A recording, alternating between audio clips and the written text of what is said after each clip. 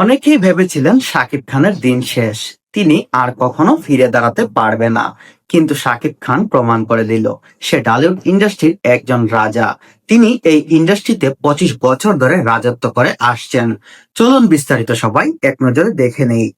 শাকিব খান তার পুরস্কার প্রাপ্তি অনুভূতি প্রকাশ করতে গিয়ে বলেন, আমি তখন কলেজের ফার্স্ট ইয়ারে পড়ি। দেখতে শুনতে হয়তো একটু ভালো ছিলাম। একটা সময় সিনেমার অফার পেলাম। বলল 3 মাস সময় লাগবে, 3 মাসেই সিনেমা শেষ হয়ে যাবে। 3 মাসের জন্য এলাম, আর ফিরে যাওয়া হলো না। 25 বছর পার হয়ে গেল। এই 25 বছরে এত ভাঙাচোরা দেখেছি চলচ্চিত্রে, এত রং দেখেছি জীবনে। কখনো উচ্ছ্বাসিত হয়েছি, কখনো আবার অবাক হয়েছি, কখনো দুঃখিত হয়েছি, কখনো রোমাঞ্চিত হয়েছি, আবার অনেক সময় অনেক কষ্টের সাগরেও ভেসেছি। মানে শাকিব খান এই চলচ্চিত্র ইন্ডাস্ট্রিতে 25 বছর পার হয়ে গেছে। কখনো তিনি ভালোবাসার জোয়ারে ভেসেছেন, কখনো দুঃখের জোয়ারে ভেসেছেন, আবার কখনো রোমাঞ্চিতর জোয়ারে ভেসেছেন। তিনি বলেছেন এই চলচ্চিত্রের প্রত্যেকটা মানুষই রং বদলায়। নিজের কঠিন সময়ের কথা বলতে গিয়ে শাকিব খান বলেন, এই চলচ্চিত্র জগৎ সত্যি রং বদলায়। অনেক রং দেখেছি। একটা সময় যখন সত্যি খুব হতাশ হয়ে যেতাম, ভাবতাম সত্যি হয়তো বা আমাকে দিয়ে আর কিছু হবে না।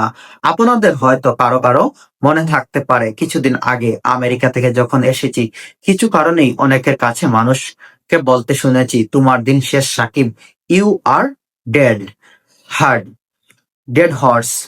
নিজের চেনা মানুষগুলোকে পাল্টে যেতে দেখেছি, অবাক হয়েছি, দুঃখিত হয়েছি, ভেবেছি ভেবেছি হয়তো এখানেই শেষ, ইতি টানতে হবে। আবার ভেবেছি যাওয়ার আগে একটা শেষ চেষ্টা তো করতেই পারি, শেষটাই তো করাই যায়।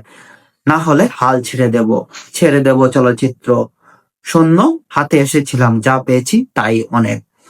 মানে শাকিব খান যখন তার সিনেমার অবস্থাটা খারাপ যাচ্ছিল, তখন অনেকেই বলেছিলেন যে শাকিব খানের দিন শেষ, তিনি আর কখনো এই চলচ্চিত্র ইন্ডাস্ট্রিতে ফিরে দাঁড়াতে পারবে না। কিন্তু শাকিব খান প্রমাণ করে দিয়েছে তার দ্বারা সবকিছু সম্ভব। তিনি শেষ একটা চেষ্টা করতে গিয়ে সেখানে তিনি অনেক কিছুই বুঝিয়ে দিয়েছেন অনেককে, তার দ্বারা সবকিছু সম্ভব। তিনি এই ইন্ডাস্ট্রির একজন মেগাস্টার। এরপর 2023 সালে হিমেল আশরাফ প্রিয়তমা দিয়ে ঘুরে দাঁড়ানো শাকিব খান, সে প্রসঙ্গে উল্লেখ করে তিনি বলেন, কিন্তু প্রিয়তমা দিয়ে আমার সেকেন্ড ইনিংস শুরু হয়, সেটা সবারই বলে। যখন প্রিয়তমা মুক্তি পেয়েছে, এত মানুষের ভালোবাসা এই প্রথম আমার চলচ্চিত্রের। দেশের গণ্ডি পেরিয়ে বিদেশের মাটিতে গিয়েও সফল হচ্ছে। প্রতিটি মানুষ দেখা যাচ্ছে সাফল্যের জোয়ারে ভাসছে।